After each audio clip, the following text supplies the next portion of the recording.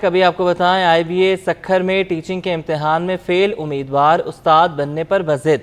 सैकड़ों की तादाद में उम्मीदवार आज दूसरे रोज़ भी प्रेस क्लब पहुंच गए हैं। आईबीए सक्खर में टीचिंग के इम्तिहान में फेल उम्मीदवार उस्ताद बनने पर बाजिद हैं। सैकड़ों की तादाद में उम्मीदवार आज दूसरे रोज़ भी प्रेस क्लब पहुंच गए। मज़ीद जानते हैं अक्सा शाहिद से। अक्सा, बताइएगा मुजाहिरीन का क्या मुतालबा है?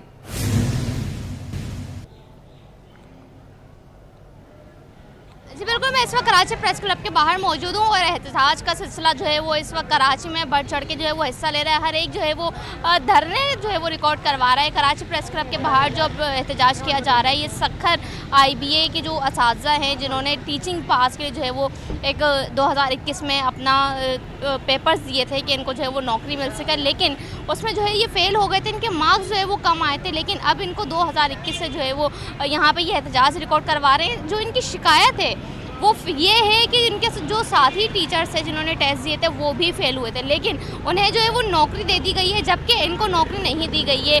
तो इनका ये एहतजाज जो है वो कब तक जारी रहेगा? 3 रोज़ से हम ये देख रहे हैं कि एहतजाज जो है वो यहाँ पर चल रहा है।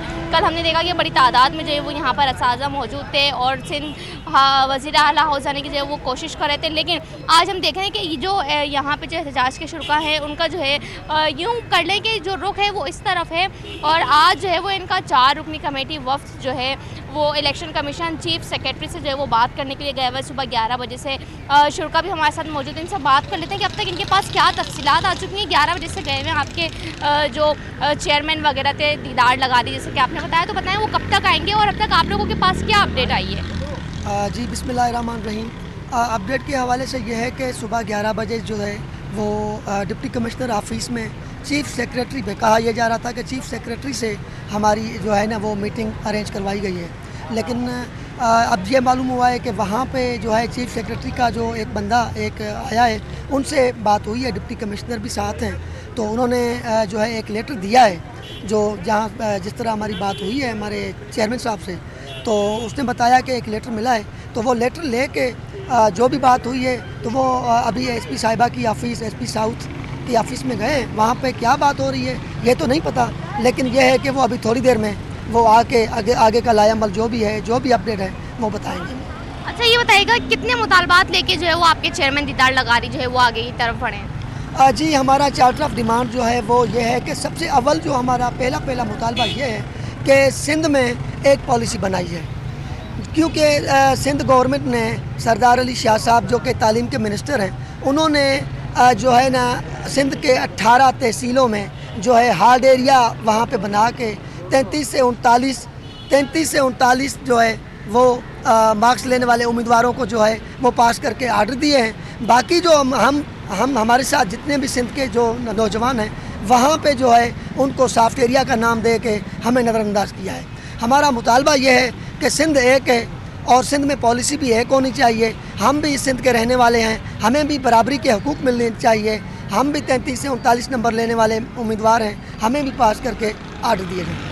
ये बताइएगा, जैसे कि आपने कहा सॉफ्ट एरिया और हार्ड एरिया वालों को जब वो पास कर दिया, सॉफ्ट एरिया वालों को जब वो पीछे रख दिया, तो इसमें क्या फ़र्क है? क्या कोई कैटेगरी का फ़र्क है इसमें मसला यह है कि सॉफ्ट एरिया और हार्ड एरिया, पहले तो मैं आपको ये क्लियर कर दूँ कि ये अभी इस टेन्यूअल में इन्होंने जो है ये हार्ड एरिया और सॉफ्ट एरिया की पॉलिसी बनाई है, ये अब पहले कभी नहीं थी, ठीक है। तो ये हार्ड एरिया जो है ये साफ़ और सादा लफ्ज़ों में मैं आपको बयान करूं कि ये है कि जो मिनिस्टरों के इलाके अपने इलाके हैं, जो एमपीएस के इलाके हैं, जहां पे इनको ये है कि वहां पे हमें वोट मिलेंगे, इलेक्शन में हमें फ़ायदा होगा, वहां पे इन्होंने अपने लोगों को नवाजने के लिए उस इलाकों को जो है हार्ड एरिया डिक्लेयर कर दिया है, और उन्हीं इलाकों के नौजवानों को जो है वो 33 नंबर लेने वाले को भी पास करके आर्डर दिया है। बाकी जो सॉफ्ट एरिया है जहाँ पे इनको लग रहा है कि मतलब हमारे इलाके नहीं हैं, तो इन्होंने जो है हम जैसे लोगों को, हम जैसे उम्मीदवारों को, जैसे मेरी भी 39 मार्क्स हैं, तो हमें सॉफ्ट एरिया में धकेल के नज़रअंदाज किया है। तो यही है सॉफ्ट एरिया और हार्ड एरिया का जो फ़र्क इन्होंने अभी बनाया है। कितने की तादाद में आप लोग इस वक्त घोटकी से कराची आए? जी, घोटकी से जो है हम तकरीबन जो है वो 100 के करीब हैं जो अभी उम्मीदवार आए हैं। बाकी जो पूरी सिंध से आए हैं वो तो आपको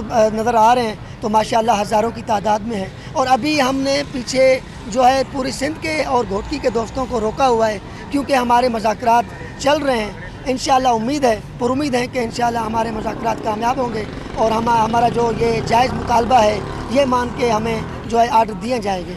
अगर हमारे मुतालबात नहीं माने गए तो हमारी यहाँ पे प्रेस क्लब पे कैंप भी लगी हुई है और पीछे भी हमने जिस दोस्तों को रोका हुआ है हम उनको भी बुला लेंगे। पूरी सिंध से लोग आएंगे, दोस्त आएंगे और हम इंशाल्लाह यहाँ पे जो है एहतजाजी धरना देंगे और वज़ीर आला हाउस और सिंध असम्बली की तरफ जो है वो मूव होंगे। अच्छा, इस साथ ही साथ ये भी बताइएगा कि जब 11 बजे से आपका जो है वो वक्त गए हुए बात करने, तो अब तक आपको क्या लगता है कितनी देर में वो आ जाएंगे? क्योंकि हम देख रहे हैं 3 बजे का वक्त है अब। जी अभी जो है वो मेरी पर्सनल बात हुई है, तो उन्होंने चेयरमैन साहब और जो भी हमारा वफद गया है तो वो उन्होंने बताया कि अभी हम थोड़ी देर में इंशाल्लाह कैंप पे अभी ज्वाइन करेंगे। वो अभी पहुंचने वाले हैं, तो इंशाल्लाह वो आ जाएं, उसके बाद ही चेयरमैन साहब पूरी हकीकत बता देंगे कि आगे का क्या करना है। जी बिल्कुल, चेयरमैन साहब आ जाएंगे तो पता चलेगा कि मुज़ाकरात क्या तय हो पाए हैं, मुज़ाकरात हो भी पाए हैं या नहीं। ये 3 रोज़ से जो है वो धरने का सिलसिला जो है वो कराची प्रेस क्लब के बाहर चल रहा है। इनके मार्क्स कम है, इनका ये कहना है, ये शिकायत ये सामने आ रही है कि जो हमारे MNA MPs हैं उन्होंने जो है वो कम मार्क्स वाले टीचर्स को इसलिए जो है वो आगे की तरफ बढ़ा दिए कि उनको आगे जो है एक वोट की उम्मीद जो है वो उनसे ज़ाहिर नज़र आ रही है। जबकि ये लोग हैं, इनसे अगर उनको वोट की उम्मीद नज़र नहीं आ रही तो इन्हें जो है वो आगे पास नहीं किया गया, इन्हें जो है वो परमानेंट नौकरी नहीं दी गई है, इन्हें टीचर्स के टेस्ट में जो है वो आगे नहीं निकाला गया है। वक्त जो है वो गया हुआ है, इस वक्त सुबह 11 बजे से जो है वो बातचीत चल रही है। अभी तक जो है वो कोई यहाँ पर अपडेट नहीं आई है ऐसी, लेकिन ये उम्मीद दिखाई दे रही है कि अब से कुछ देर बाद जो है वो यहाँ पर आएंगे और कोई ना कोई नई ताज़ी खबर लेकर आएंगे कि क्या मुज़ाकरात तय होते हैं या फिर उसमें जो है वो क्या कॉम्प्रोमाइज़ होता है।